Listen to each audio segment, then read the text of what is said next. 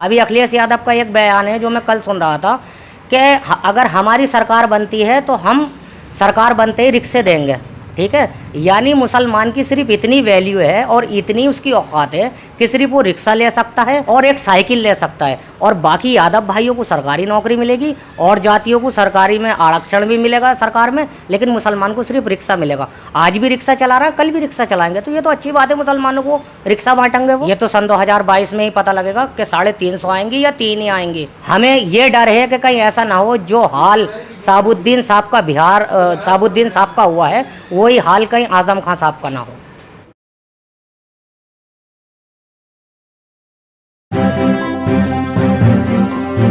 Media voice, आपकी आवाज।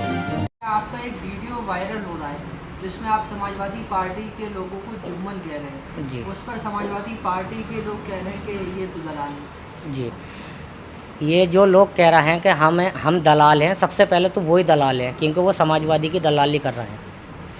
किसी को भी दलाल कहने से पहले उसका पूरा सबूत लाओ। अगर हम दलाल हैं तो हमारे ऊपर जो है कोई भी ऐसी बात दिखाओ जिससे हम ये साबित हो सके कि हम दलाल हैं।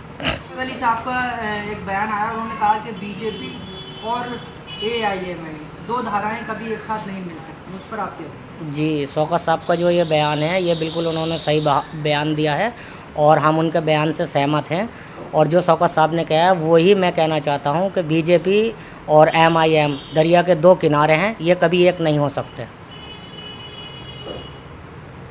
आजम खान बीमार है और अब उनकी यूनिवर्सिटी का गेट गिराने की बात चल रही है, क्या? जी, आज़म खां बीमार हैं, पहले तो मैं उनके लिए दुआ करता हूं कि अल्लाह ताला उनको जल्द से जल्द शिफा अता फ़रमाए और वो सेहतमंद हो जाएं। और दूसरी बात मैं ये कहना चाहता हूं कि जितना ज़ोर MIM दे रही है आज़म खां साहब के लिए, इतना ही ज़ोर अगर समाजवादी के मुसलमान आवाज़ उठाएं, यादव भाई अगर आवाज़ उठाएं, दलित भाई अगर आवाज़ उठाएं तो इंशाल्लाह आज़म खां साहब को भी ज़मानत मिल जाएगी। अच्छा, आप कह रहे हैं कि यादव भाई आवाज़ उठाएं, मुस्लिम भाई आवाज़ उठाएं, क्या अखिलेश यादव आवाज़ नहीं उठाएं? अखिलेश यादव भी आवाज़ उठाएं, लेकिन वे तो ट्वीट से काम चला लेते हैं। मतलब अखिलेश यादव से उम्मीद नहीं है आपको? नहीं, उम्मीद क्यों नहीं है। अखिलेश यादव अभी तक कोई भी उनका ऐसा बयान नहीं है सोशल मीडिया पे जो वो आज़म खां के लिए कोई आवाज़ उठाते। अभी तक तो उन्होंने कोई आवाज़ नहीं उठाई, और मैं फिर भी यही कहना चाहता हूँ अखिलेश यादव जी, आप आज़म खां के लिए ज़रूर आवाज़ उठाएं, क्योंकि उन्होंने आपकी पार्टी के लिए पूरी ज़िंदगी आपकी पार्टी के लिए दी है।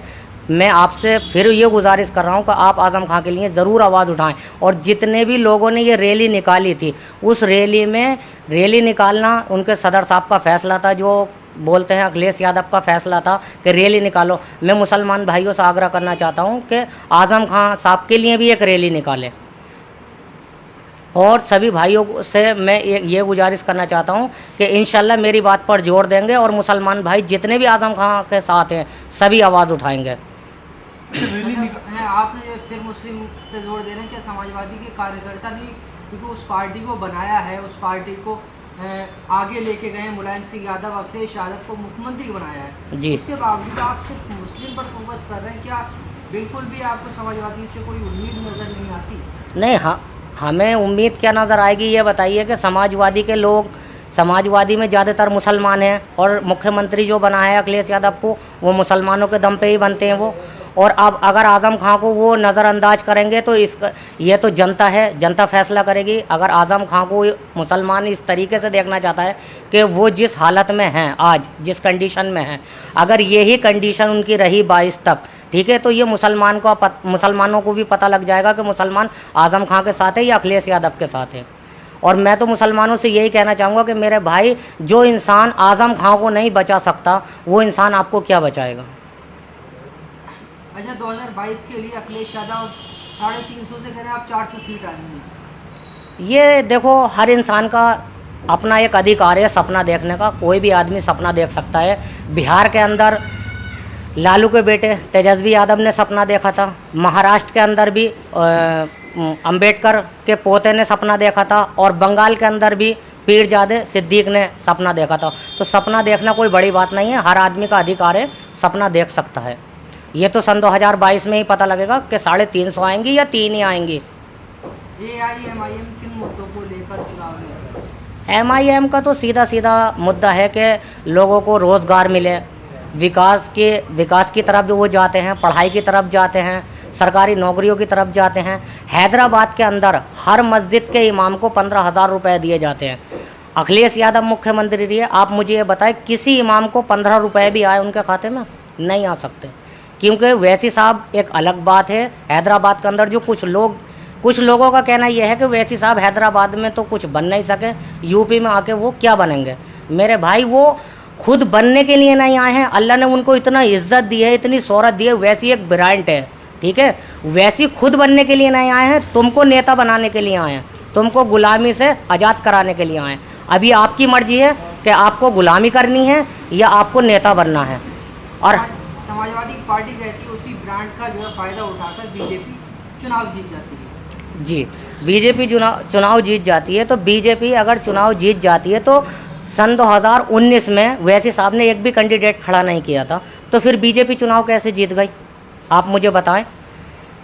बंगाल में तो वैसी साहब का कोई कैंडिडेट नहीं आया, ठीक है, वहाँ पे बीजेपी तो नहीं जीती, उन्होंने खड़े किए, ठीक है, लेकिन वहाँ पे तो बीजेपी नहीं जीती। और गुजरात में जाने के बाद में वैसी साहब ने पहली बार में अपना खाता खोला, ठीक है, तो वहाँ किसे हराने के लिए गए थे वैसी साहब? बीजेपी को हराने के लिए गए थे ना।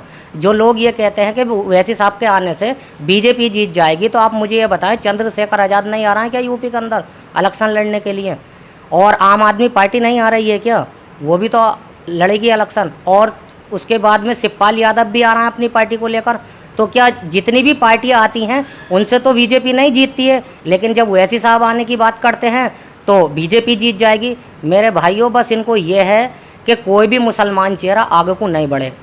आपने बिहार के अंदर देखा कि शहाबुद्दीन साहब का क्या हाल हुआ।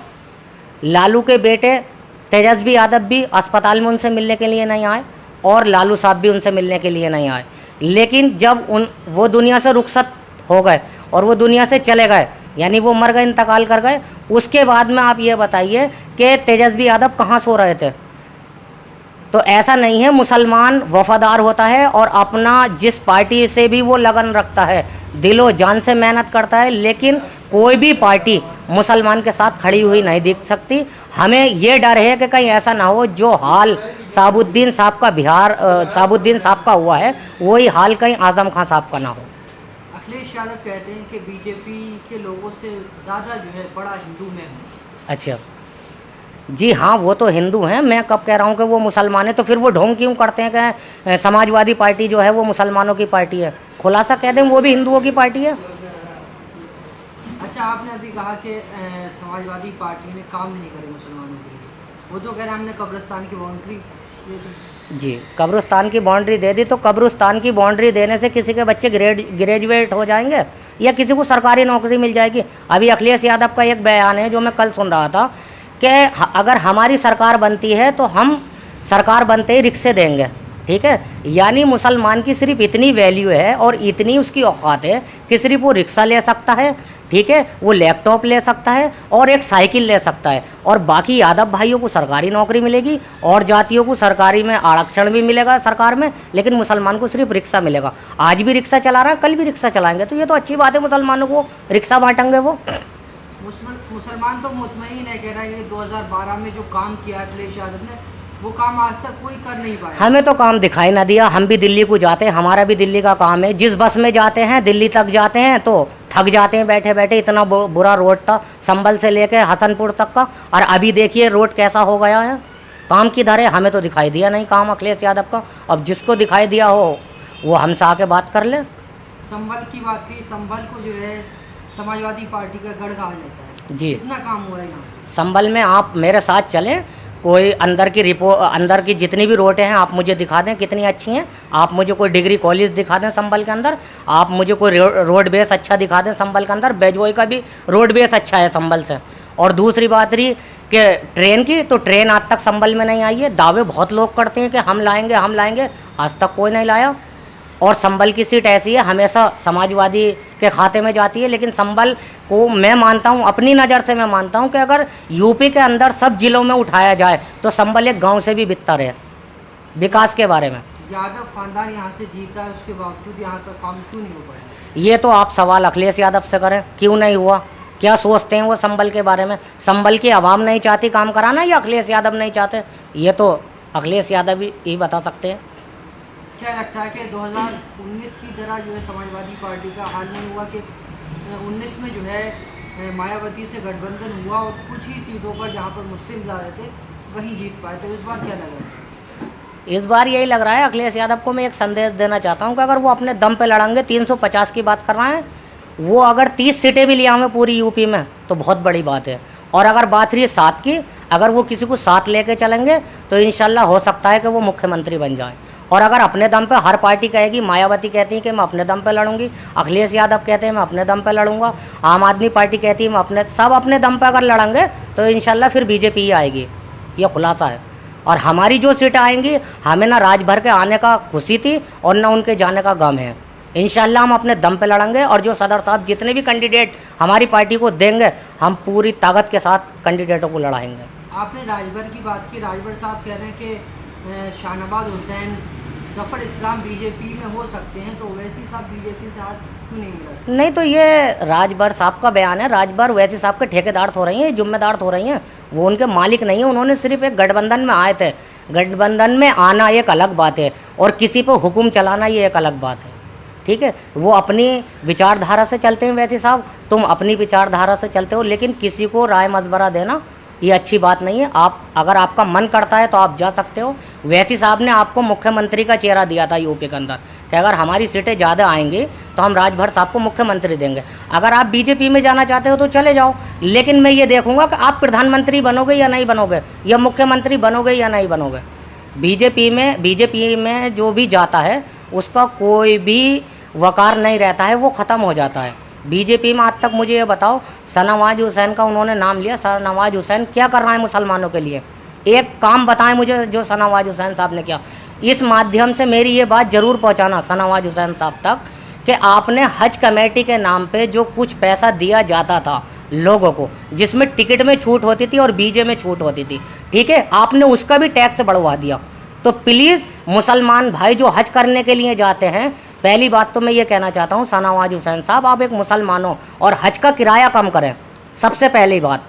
उसमें आप लोग इतना पैसा लेते हो, इतना पैसा लेते हो कि लोग आज की तारीख में हज करने के बारे में सोचते हैं कि मैं हज करने जाऊँ या नहीं जाऊँ। ये मेरी आवाज़ शाहनवाज हुसैन तक ज़रूर पहुँचाएँ।